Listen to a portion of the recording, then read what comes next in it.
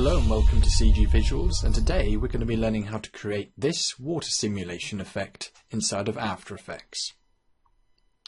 Now on our YouTube channel page, if you follow the link to our Pond 5 portfolio page and go to Collections and Water Elements, you'll see we have a bunch of effects that basically try to simulate water, and the particle simulation that you just saw was heavily inspired by the particle simulation that was used to power some of these effects.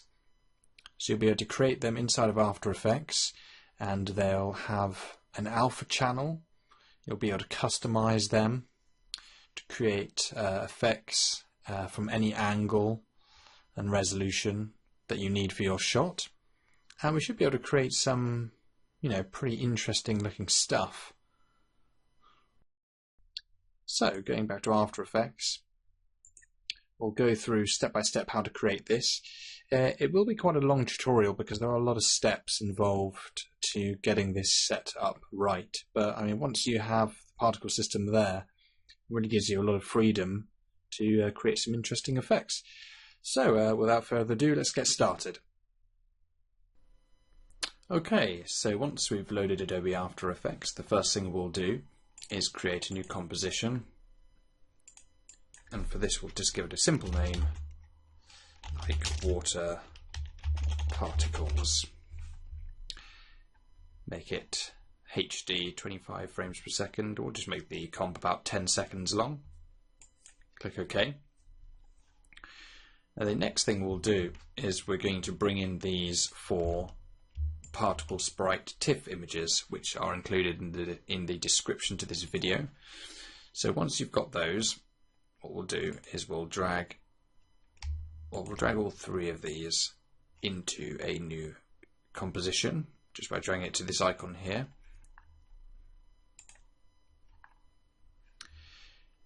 And it will automatically put the composition settings to the resolution of the sprites. If we go composition settings, we can see they're 300 by 300, and we're going to use these to create a custom particle sprite. So what we'll do is we'll put the comp here to 6 seconds long,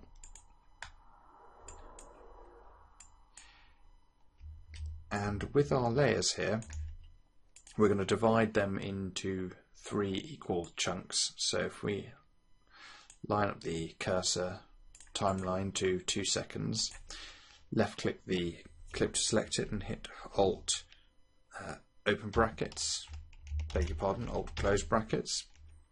We can do that, and we'll just do the same here. This time we'll do Alt open brackets, and we'll just drag that there because we don't want the clips overlapping. Same again, just cut these down. We go 1 frame before it cuts where we need it to go. So now we've got 6 seconds, and that's what it looks like. We'll give this a name as well. Call it water particle sprites.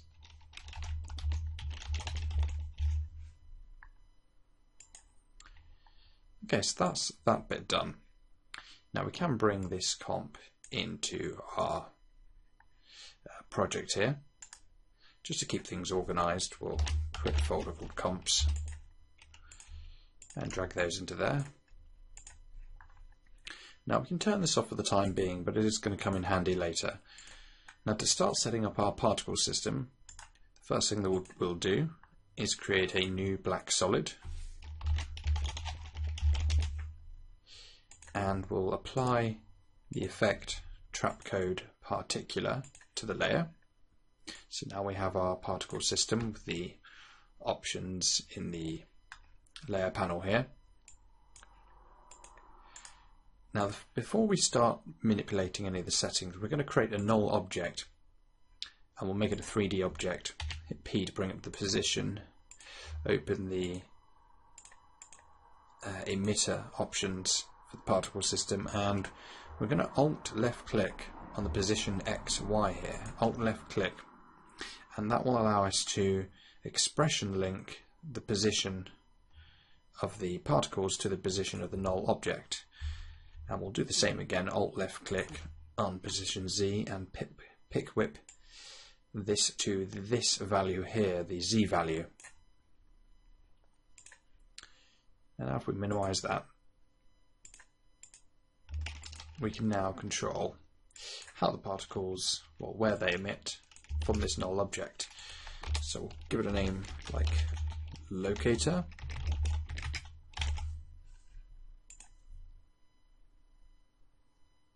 And we'll also create another null object, and we're going to do something similar, except we're going to call this one emitter.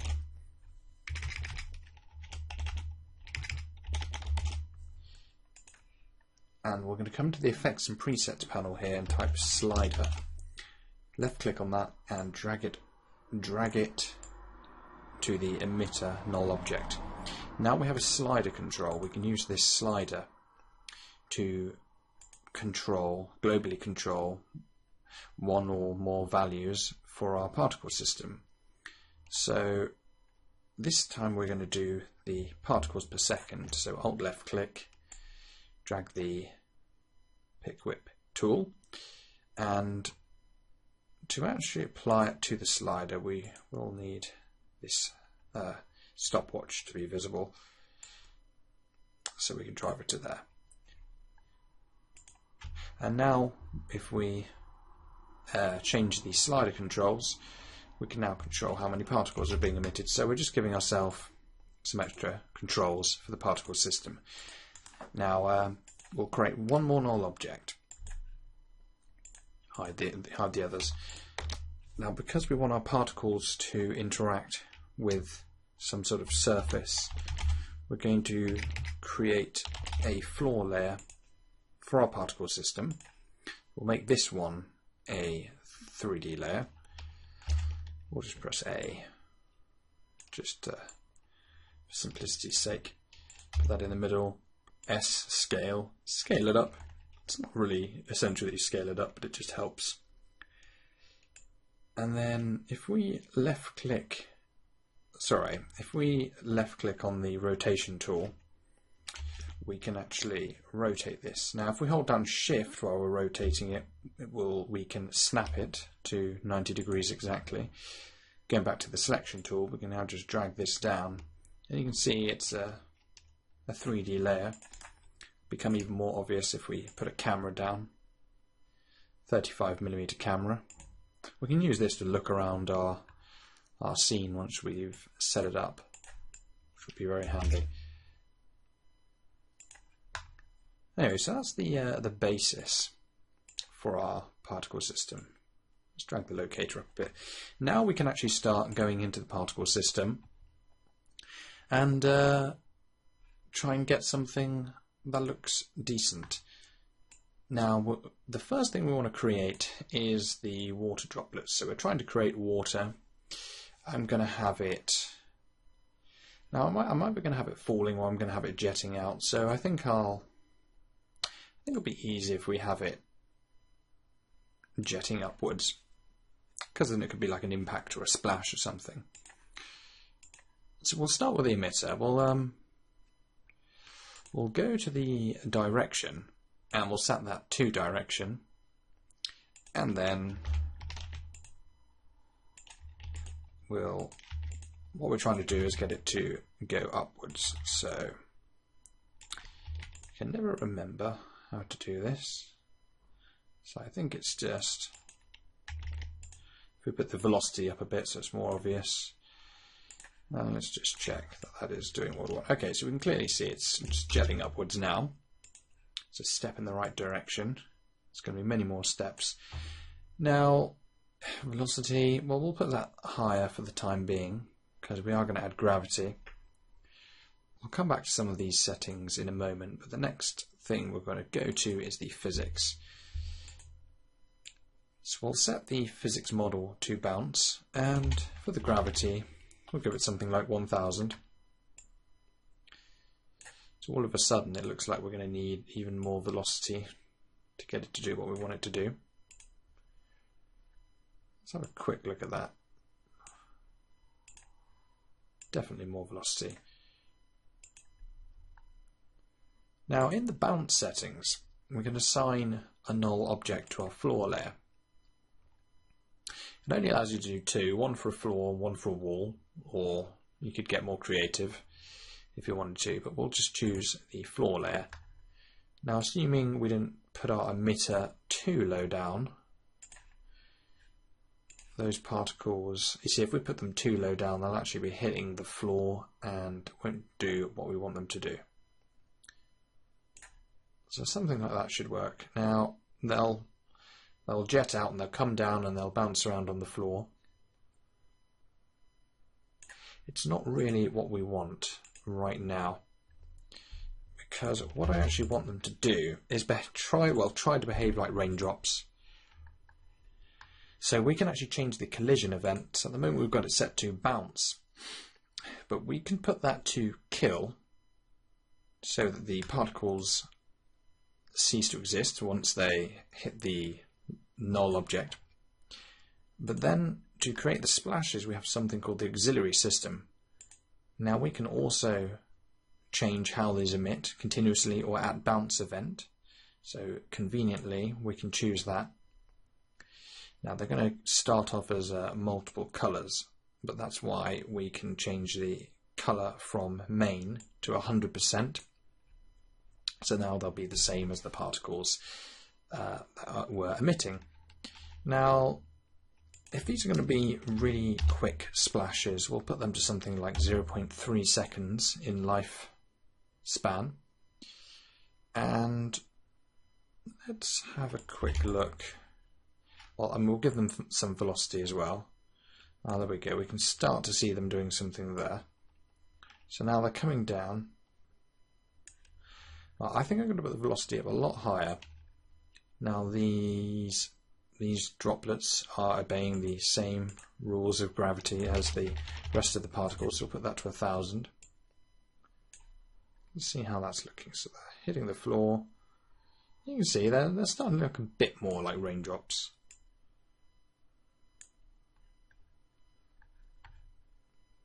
I'm going to keep the size a little bit bigger than I normally would, just so it's easier to see in the video.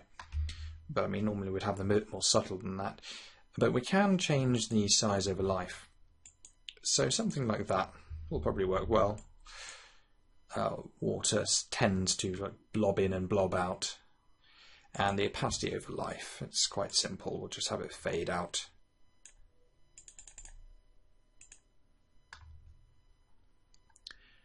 So we can also play around with the transfer mode if we wanted to. We have various other options, but I'm quite interested in these ones. We can randomize a few of these options here.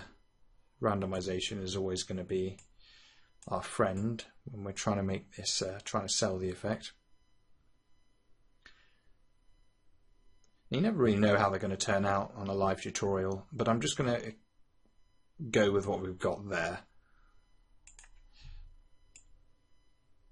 Let's just play that at normal speed and see what it's like.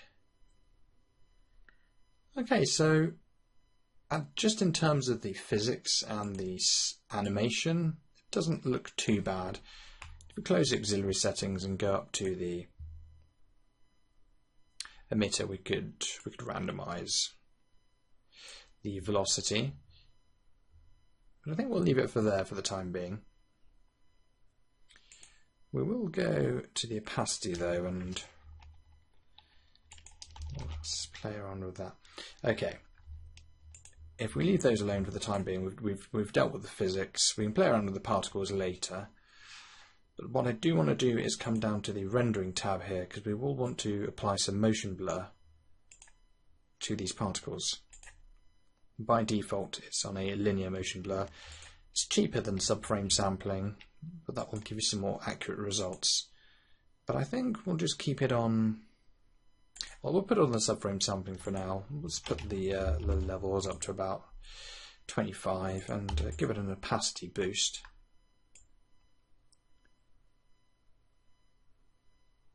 So these are basically going to be our water droplets.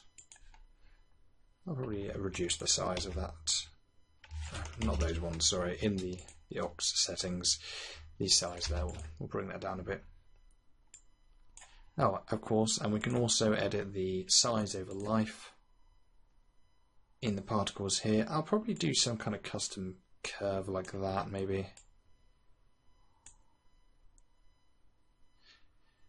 And the opacity over life. Something like that, I think. Maybe put the seconds, lifetime span down to 2 seconds, bit of randomization, bit of size randomization. Put the opacity back to 100. Okay.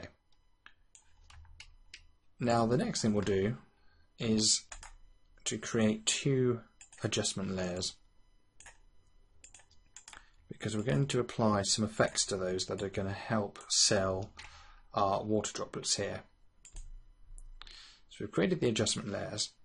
Now there's one thing I forgot to do before moving on to this stage, so I'm going to hide those, and that's that we need some lights in our scene, because when we apply the effects to the water it's going to be quite intense, and having a light will help to sell the effect. So we place a light down in our scene. Now let's bring it down a bit, drag it off to the side, and we'll, it's a bit finicky to grab these bits, but if we do something like that, we'll try and, it's a spotlight, so we're going to try and make it look like it's shining on the water here. Now to reflect that in our particle system, we can go to the shading tab. We'll go shading on, and what we'll do is we'll choose, well, if we play around with these settings here, they're going to make our particles visible or not. The great thing about the spotlight is, as we control this, we can start to sort of decide, where the hotspots are going to be. So with that in mind, we'll go back to the adjustment layers now. Now on the first one, what I'm going to do is talk you through an animation preset that I made in preparation for this to speed up time. The first one, it's called the water refraction, and the second one here I've named water refraction choke because it has some mats on it. Now I'll set the first one here to screen blending mode, and let's go back into the shading settings and let's adjust some of these values so that the particles are a bit more obvious. That might actually be as bright as they're going to look. Well, I tell you what, if I go into the particle settings, I'll just increase the size. Oops, sorry, not that one. Increase the size a little bit so we can see it. Okay, so you can see it's a bit difficult to see on the tutorial. We'll go to the light here, make sure we're actually shining the light on it. And we can of course double click on the light and we'll put the brightness to about 85.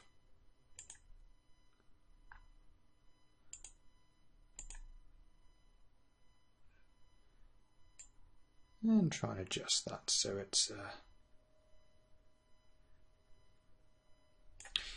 okay, the next thing I'll do to make it more obvious is we'll just increase the particles per second, because that's going to have quite a big difference. We'll hide the, I'll hide the floor layer just so we can see it a bit easier. Probably a bit difficult to see in the video, but we have got some interesting stuff going on with our water particles. Probably become more obvious as we start to RAM preview this.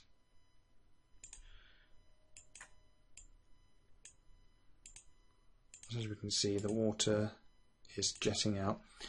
I'll RAM preview it for you. and we'll resume once it's finished rendering in.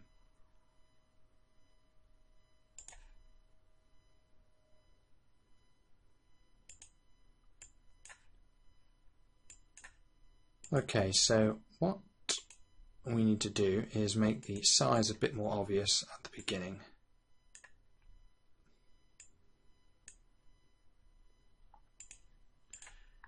And we'll also play around with the motion blur, because I think 360 is too much. Something like 200 will probably work better. Let's put the levels to 50. In fact, if we put them up even higher, we start to see, you can start to see they are starting to look like raindrops, and they will sort of interact with each other. Before I move further, I'll actually start talking you through what we've got in the adjustment layers here. There's just a few effects. So the first one is a CC glass effect, and the surface we've got it set to lightness, 2.5 for softness, 50 for height, 0 for displacement, and we've just got the standard AE lights and 0 ambient, 100% diffuse, specular. Played around with the roughness setting here, about 224 seems to work, and 0 for the metal there, so you can see all the settings in use there. In the glow, this is hardly doing anything. It's just adding a very subtle glow. It's 0.1 intensity, 15 radius, 50 threshold. So that's that one. And then in turbulent displacement, we've just animated the evolution with an expression. It was just a simple animation, keyframed it to animate the evolution there. So we've got 15 for the amount, and 5 for the size, and 3 for the complexity. So that's just helping to sort of make a very small change in its own way. And the second adjustment layer, one beneath, well, you don't have to set it to screen, but changing the blending modes seems to have quite a big impact. We've got a effect here, which is essentially, it's difficult to describe what it's doing really, but if we increase this, it's sort of, I mean, to be honest, I don't really know what it's doing, but all I know is it's making it look better than it does without.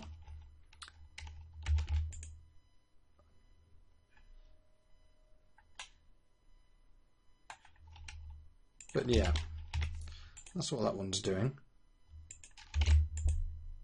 To be honest, I made this quite some time ago, and I'm not 100% familiar with everything that I did at the time. And we've also got a matte choker here as well. So this is helping to sell the effect. It's got a geometric softness of 1, minus 40 or 39 for choke, 10% grey level softness, 0% geometric softness 2, 0% choke 2, 100% grey level softness 2, and 1 for the iterations. So that's what they're doing. So if we toggle these on and off, you can see they're making quite a big difference. And of course this does have an alpha channel. Of course, when you put this over some footage, you'd want to use the screen blending mode so that these dark bits become fully transparent. Well, let's fit this to the screen. I'm going to do a RAM preview now. We'll preview a few seconds, see what it looks like. So we've got our water droplets flying out there, and they're causing little splashes on the ground. Now I know it's not perfect. We've only been at it for 23 minutes so far, and normally to get it the way, to get it looking presentable to the standard I'm happy with, I normally have to spend a few hours tweaking values and such. But we'll, I mean, it illustrates a point just for the time being. Okay, now the next thing we're going to do is move on to the rest of the particle system. So I'm going to duplicate the one that we've done. And as we start making copies of this, we're going to be able to globally control the position and the emissions through our sliders. Now, we'll hide the original one. And what we'll do is we'll drag this above our adjustment layers so they're not being affected by the changes that we put into place. And we'll just come in and we'll just put the size to say 3. Put the levels back down to maybe 50. Put the opacity boost down quite a bit. We'll come into the auxiliary systems here and we'll put that down quite a bit for the splashes. And then we'll come to the emitter and we'll just drag the random seed around, create a different look.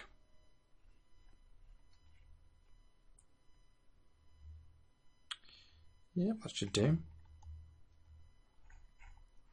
Well, that's that one. And then what we're going to do is duplicate it again. Turn the other one off again. The reason I'm turning them off is just it's easier to get it to render when we don't have to render everything at the same time.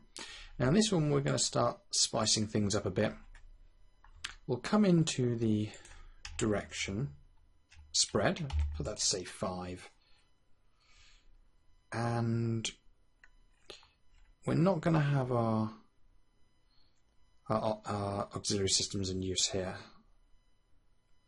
so we'll turn that off, but we will go into the physics options and go to the bounce, and instead of having kill we'll have bounce at the collision event.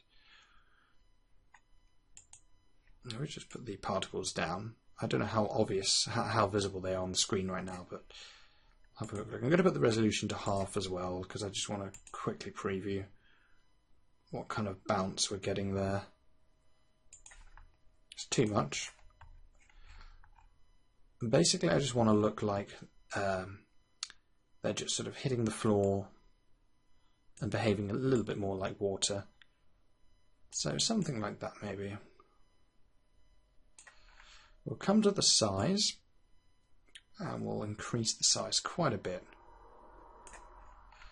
Come to the velocity randomization, bring that down. And then what we'll do is check that all these things are in the size over life, and this time we're going to actually go for something a bit more like this shape. And them coming out, becoming big quite quickly and then sort of evening out the transition, make smooth there. You can also copy and paste this into other options. Completely lost my train of thought there. Okay, so we'll move on now to the particles because we're now going to use our custom sprite particle system that we built.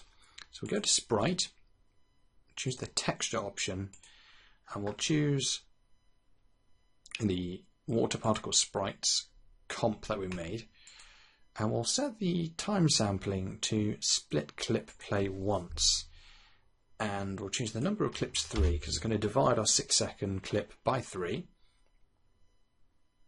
and it will pull one of the 3 possible variations. I can play around with this random seed here. Definitely help to randomize a few more of these options. Rotation is going to be our best friend here. We can completely randomize the rotation, and we'll probably give it, say, a small amount of rotation.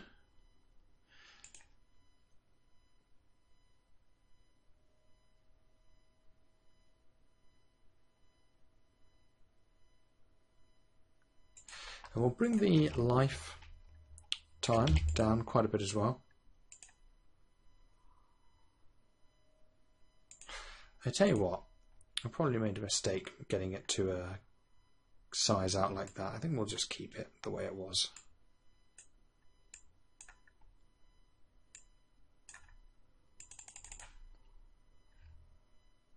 Just adjust the timeline here so we can get it to start about half a second in.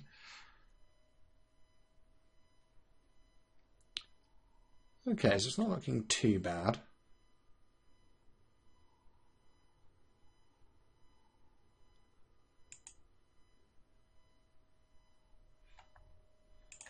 Now actually some of our particles appear to be disappearing.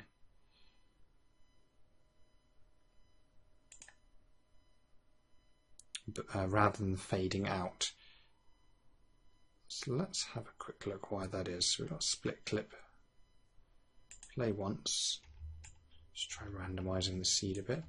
Just check our comp here. It's definitely 6 seconds. We're dividing that by 3 here.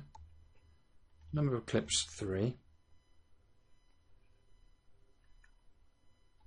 But they should be fading out.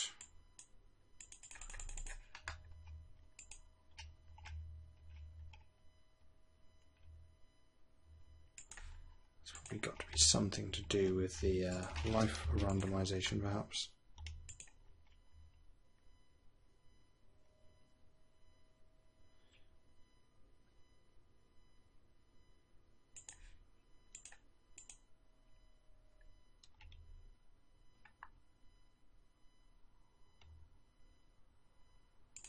I think the solution to this would actually be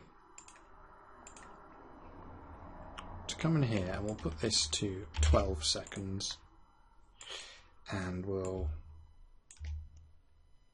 make each one 4 seconds instead.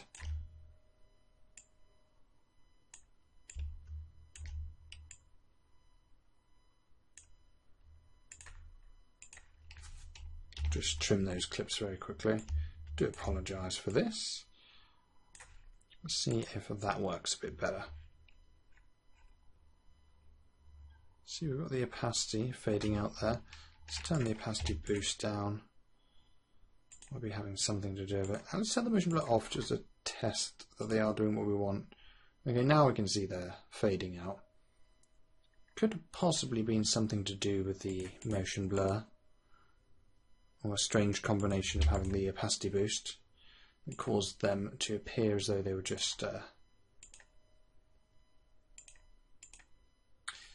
perhaps their linear motion blur probably works a bit well then. That actually allows them to fade out a bit more appropriately, which is good because now we can increase the randomization and we'll also increase. Well, no, that should actually be okay for the time being.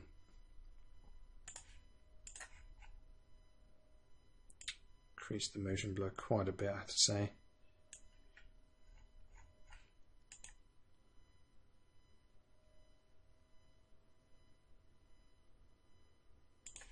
I think they need a lot more rotation. Just try one, see if that works a bit better. There, we can actually see them rotating now. I'd also say that they're probably a bit too big on average. Obviously, when you get issues like this with a single particle by itself, that will just be resolved by increasing the count, the number of the particles. So this will look a bit better once we actually dial up the amount of particles. Let's just see how it would look if we increase the lifetime. Because of course then they're actually going to be bouncing on the floor. Can look a bit strange. Yeah, I've changed my mind. I'm just going to have them cease to exist once they hit the floor because it's clearly not working. And we'll turn down the randomization on the scale as well. I should probably increase the scale a little bit. And I actually think these ones, some of them appear a bit brighter than the others. I think it's pretty obvious that this one here looks a bit too bright. So we can just bring the opacity down on that one a little bit.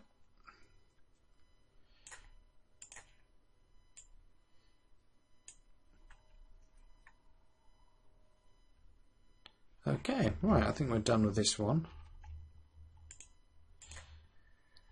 We'll make one more particle system because I want to try and conclude this within a reasonable amount of time. And this time we'll go and set the physics model to air. Put the gravity, reduce the gravity a little bit. And we can also play around with the spline amplitude. We'll just add a bit of randomization to the movement. Spin frequency probably needs to go down. Sorry, just really quickly, going back to these ones, we can also actually go into the blending mode for the particles when they go over each other. We can put it to something like screen. Should make a bit of a difference in some case. When we have more particles and they're all stacking up on top of each other, that will create some sort of hotspots, make it look a bit more like water. Anyway, going back to here, we want these particles to behave like smoke, like the spray you get off the water. So we'll turn this option off. We'll turn the split clip and we'll put it to just start at birth play once, because we're going to bring in the water spray sprite. As you can see, it's just a smoke element. And we'll go back to the particles here and we'll go to the effects and we'll choose the water spray sprite TIFF. Immediately we're going to need to drop that opacity boost, put the motion blur up quite a bit, drop the opacity, increase the size,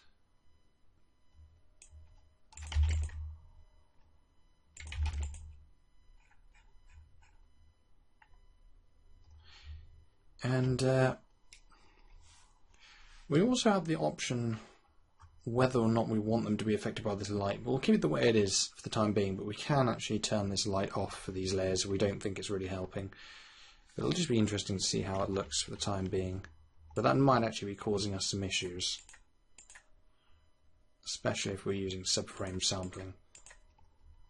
We'll change that at the end. Okay, so the smoke is doing the same thing, but with the smoke, of course, we want the well, no, those settings should work pretty well for the smoke as well.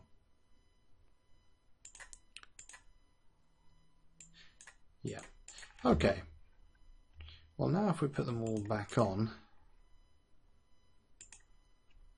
and we increase the emission rate, now we can see them starting to brighten up quite a bit. I tell you what, it would make a sense to name some of these, call it water drops, small drops or something.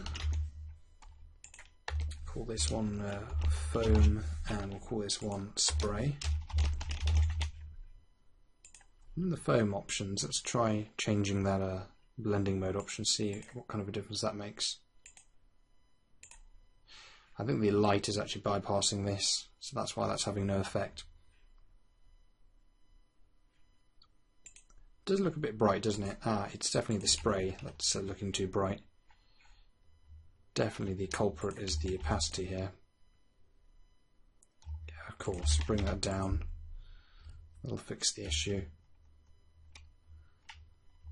It looks a little bright right now, but we'll do a quick cache and we'll just see how it's looking at the moment.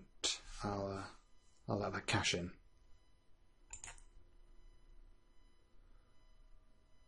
Now, there's things I like about I'm happy with. There's things I'm not happy with.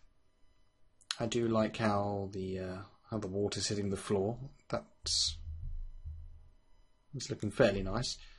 I don't really think the hotspots in the water are doing it any favours, but I think there's a quick fix to that by simply going into all of the shading options here and just turning them off.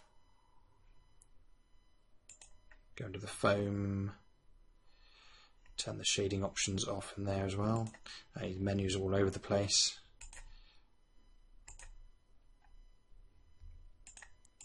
Yeah, and then instead of relying on lights, we'll just go to the opacity boost and put it to 5. Let's actually try having that subframe sampling this time. Ah, there we go. Now that's a bit better. Okay, let's do the same with the spray. Let's go to the spray options, change the motion blur, subframe sampling, give it some. Well, no, actually, let's leave the opacity boost on 0 and we'll give it some more opacity. Opacity.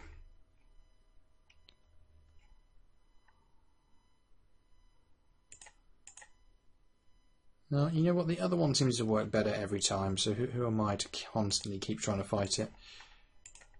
Does that blending mode have a difference? You see, now the transfer mode actually affects it because we're not using the shading options. So I didn't actually know that until making this tutorial, which is good because now we can choose different looks. We could go something like lighten, and we could, oh, that looks horrible. We'll go back to screen. It seems to work. We can also change the way these layers interact with each other on a layer basis with blending modes. So you've got blending modes for when particles pass over each other, and then you've got the blending mode. You access that by right-clicking, going blending mode. Choose that to screen. So now the spray here is going to be screen blending moded. That's not a word. Over the foam layer here. Probably a tiny bit bright, I'd still say, the foam.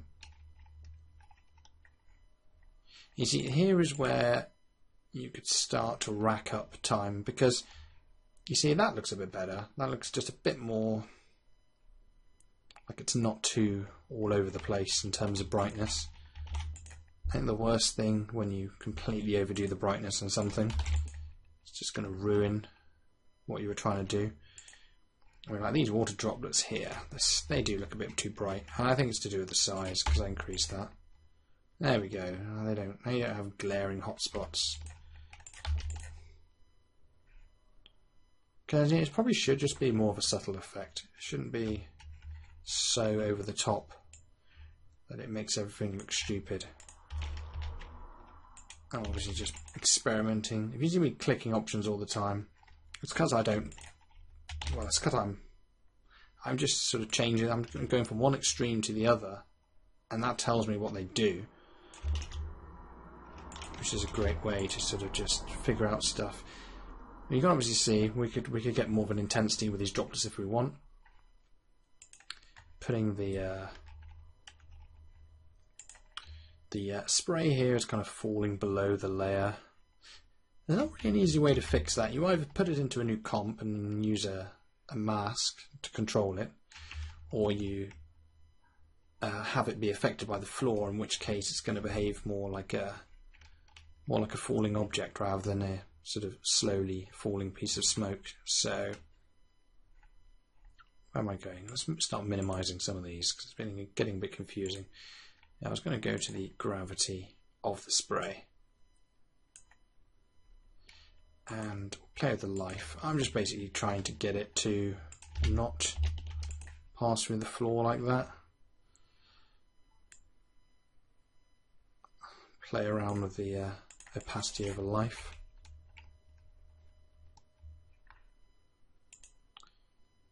Can't help but thinking these are just too big. I keep making them smaller, and no matter how small they go, they always seem too big.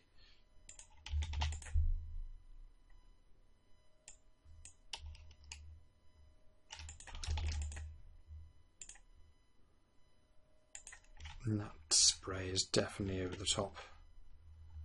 Put the opacity down. Of course, because I just did this, isn't it? It's messing it up.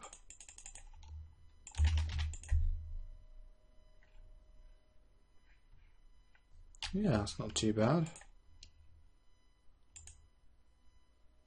Actually, what we could do with the spray, actually, a neat little trick. I know I just said to advise against putting it to bounce, but if we put it to bounce, we can have it interact with the floor. And this will be more obvious if we put the number of seconds of life up. You see, straight away we could get that kind of effect going on.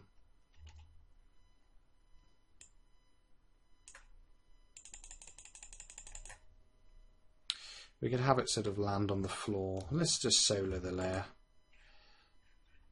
Still got the resolution on half, by the way, if you're thinking it looks a bit blurry. So, well, why are we doing that? Let's have it be a little bit visible when it comes in. Let's jolt forward a bit. Let's just see. You see, it almost looks like it almost looks like it's hitting the floor and being pushed out.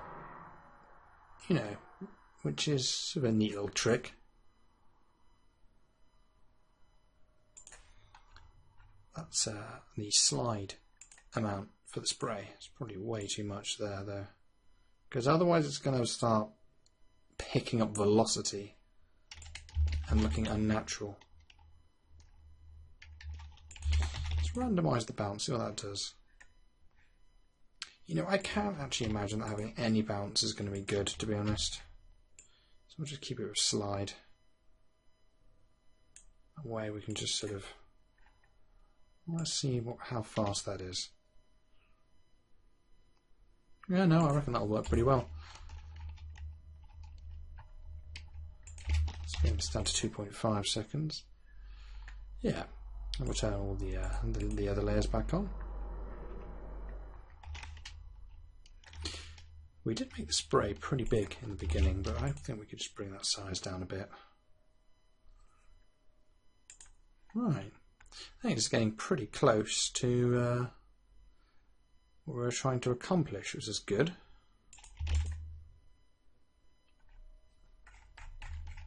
One last quick mess around with the opacity boost there. Yeah, I quite like the opacity boost on, actually. Okay, I'm going to do one more cache render. We'll see how it looks. Okay, so now that this is cached in, I made a few tiny tweaks to it. I just sort of toned down the directional spread a little bit. Thought it was spraying outwards a bit too much and just sort of made it more of a tight cone upwards. And just a few tiny tweaks to the brightness and stuff, because I wasn't very happy with it, but I didn't want to spend ages tweaking it because I know that can get a bit tedious to watch. But now we can have a look at this and have a quick sort of preview. It is in half res, unfortunately, but I don't think it'll make too much difference in the video. So yeah, we've got some water jetting out.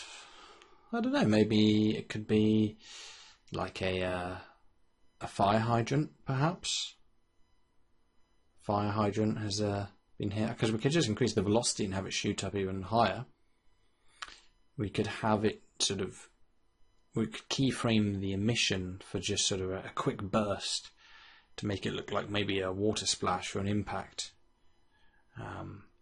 We could dial up the particles per second sort of exponentially higher, and then have them sort of emitting, increase the radius of the direction here, the directional spread, so they'd spread more out and sort of like a 45-degree angle, and then it would look more like a sort of like a water explosion slash sort of, you know, impact, perhaps if you had like a heavy object crashing into the water. You know, I reckon if you kept tweaking this, it doesn't actually look too bad. Now, one more thing we can do. We'll have to just uncheck that padlock button there for the floor. We can select all of this and we can go layer pre-compose. Just something like master comp. This is just going to be the finishing touch. If we just create something like maybe something like a grey solid, just going to pop that behind. So this is what it looks like with the AV channel if you do nothing. Of course you can use the screen blending mode. Actually, let's darken the grey down a bit. It's a bit difficult to see. You know, depending on what your background was. You know, you can use the screen blending mode there. You could use lighten or additive. It's going to make it a lot more brighter. But anyway, that's not what I wanted to show you. what we can do here, besides of course just making a curves adjustment and sort of playing around with that, you might put it over an image and be like, oh, actually looks a bit too dark, but of course you can just go brighten up different parts of it, you can make it more or less contrasted, you could have it look sort of like a, you can make it look very different. You do have that freedom, and of course because it's all procedurally generated inside here, we can always go to time and you could have it at any sort of frame rate and resolution and angle that you desired, as long as you didn't mind waiting for the computer to render. But yeah, well, that's the end of the tutorial. We've created some water and we've seen how we can use it. Obviously it does take quite a while, a lot of sort of techniques and stuff that we're using. I mean, yeah, it's great because you can then just go in and sort of adjust it so that it sort of suits the angle of your shot. Can be quite useful. There are limits to what a 2D particle system can do, but there's also, if you get creative, you can sort of create some pretty neat stuff. Yeah, well, thanks for tuning in again for this tutorial. We'll try to do more. I know it's been a while since the last video, but university gets pretty hectic near finals, so have to find time for making these videos.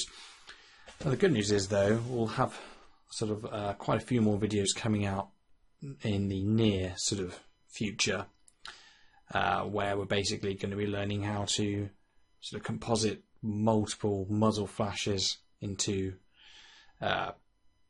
scenes where sort of actors with guns are firing, and the footage is it's kind of like handheld free cam. So we're going to be learning how to sort of track muzzle flashes into the shots and learning some basic sort of compositing techniques and stuff. That'd be quite fun because I want to do that in a while. But until then, enjoy this, enjoy the assets, and we'll see you again shortly then. Okay, thanks, bye.